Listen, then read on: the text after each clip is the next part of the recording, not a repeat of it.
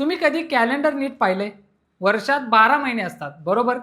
पण आपल्या मोबाईलच्या रिचार्जच्या दुनियेत मात्र काहीतरी वेगळंच गणित मांडलं गेलंय.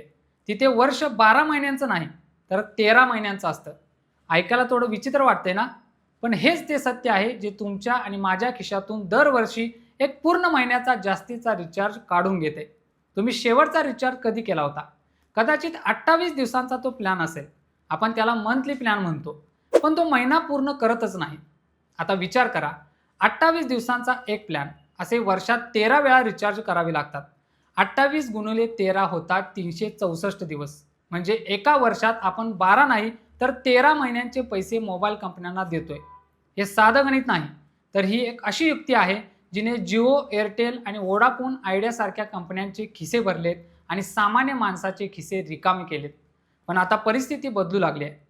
केंद्र सरकारचा एक इशारा आलाय आणि त्या एका इशाऱ्याने या बड्या कंपन्यांचे धाबे दणाणलेत. नक्की काय घडते? का सरकारला आता यामध्ये हस्तक्षेप करावा लागला? हे सगळं सुरू झालं संसदेच्या एका भाषणानंतर.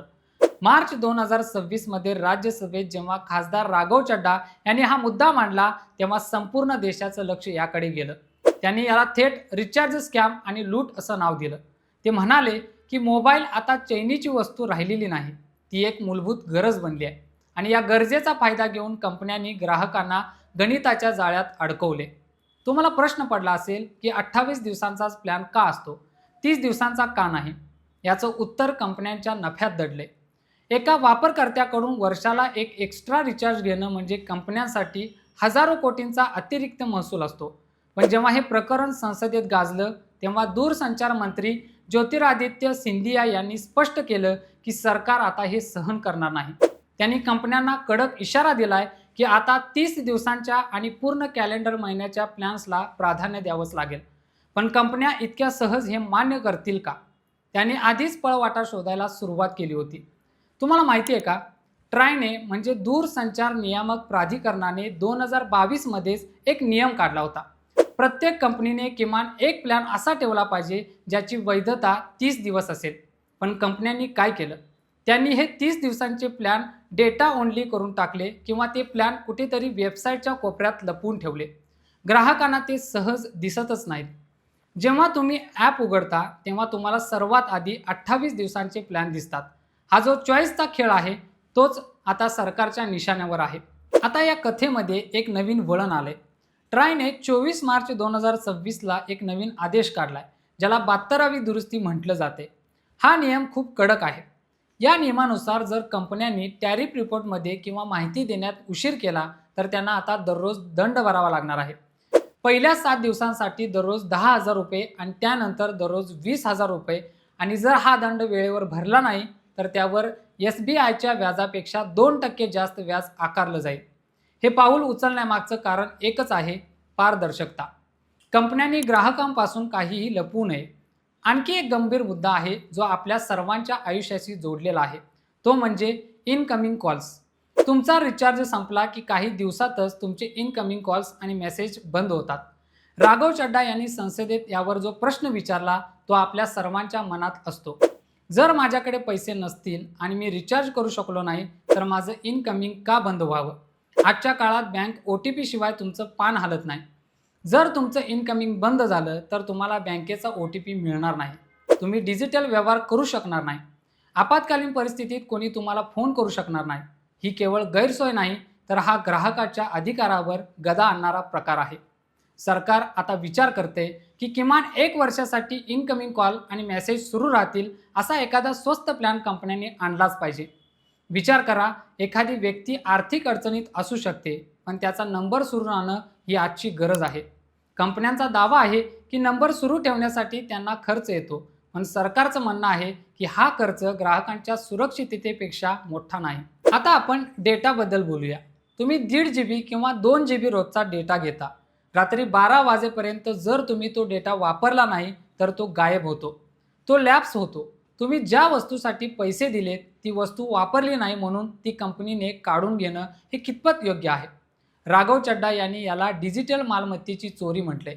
जर मी पेट्रोल भरलं आणि गाडी चालवली नाही तर पेट्रोल पंप मालक येऊन माझ्या गाडीतून पेट्रोल काढून नेतो का?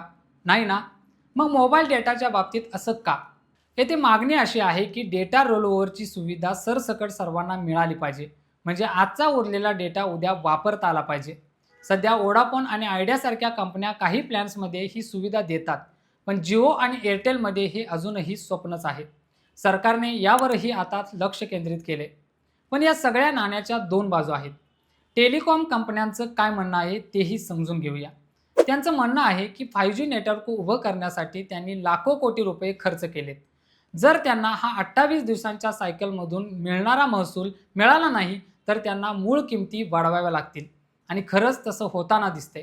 रिपोर्टनुसार जून 2026 पर्यंत रिचार्जच्या किमती पुन्हा 15% वाढण्याची शक्यता आहे.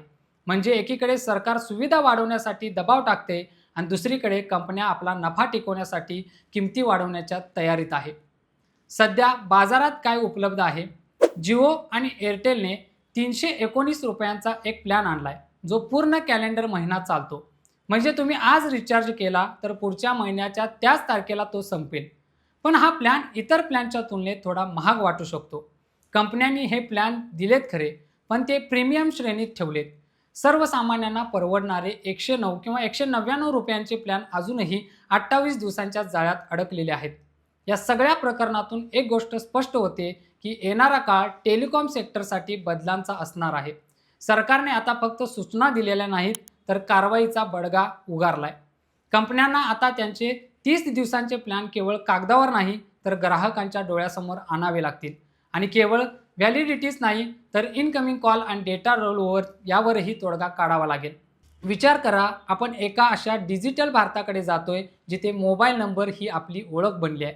आधार कार्डपासून बँकेपर्यंत सगळीकडे हा नंबर लिंक आहे.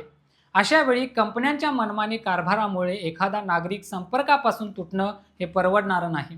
सिंधिया यांनी दिलेल्या इशाऱ्याचा अर्थ हाच आहे की नफा कमावणं हा कंपन्यांचा अधिकार आहे, पण ग्राहकांना वेठीस धरून नाही. आता प्रश्न हा उरतो की कंपन्या जेव्हा हे बदल करतील तेव्हा ते खरोखर ग्राहकांच्या फायद्याचे असतील की किमती वाढवून पुन्हा ग्राहकांचंच कंबरडं मोडलं जाईल. मार्च 2026ची ही ट्रायची नवीन दुरुस्ती आणि संसदेत झालेली ही चर्चा हे एका मोठ्या बदलाची सुरुवात आहे. रिलायन्स जिओ आता हॅपी न्यू इयर 2026चे प्लॅन्स घेऊन आले आहे, ज्यात 5G अनलिमिटेड आणि AI टूल्स दिली जात आहेत. पण हे सगळं आकर्षण एका बाजूला आणि 28 दिवसांच्या वैधतेचं सत्य दुसऱ्या बाजूला. हा संघर्ष अजून काही काळ चालूच राहणार आहे. तुम्ही जेव्हा पुढच्या वेळी रिचार्ज कराल तेव्हा एकदा नक्की बघा की तुम्हाला 30 दिवसांचा पर्याय दिसतो का. जर दिसत नसेल तर समजून जा की अजूनही कंपन्या त्या पळवाटांचाच वापर करत आहेत. पण आता सरकारचा डोळा या सगळ्यावर आहे. हे जे गणिताचं खेळ आहे ते आता फार काळ चालणार नाही. ही चर्चा इथे संपते, पण हा विषय इथे संपत नाही. तुम्हाला वाटत असेल की अशा घटनांचा अर्थ समजून घेणं गरजेचं आहे, तर हा व्हिडिओ लाईक करा आणि इतरांपर्यंत नक्की पोचवा. तुमचं मत, तुमचा अनुभव, तुमचा दृष्टिकोन कमेंट्समध्ये नक्की सांगा. अशाच वेगवेगळ्या विषयांवर बोलण्यासाठी चॅनलला सबस्क्राईब करा. आजच्या व्हिडिओत इतकंच. नवीन व्हिडिओत नवीन विषयासोबत पुन्हा भेटूया. या बोलूया.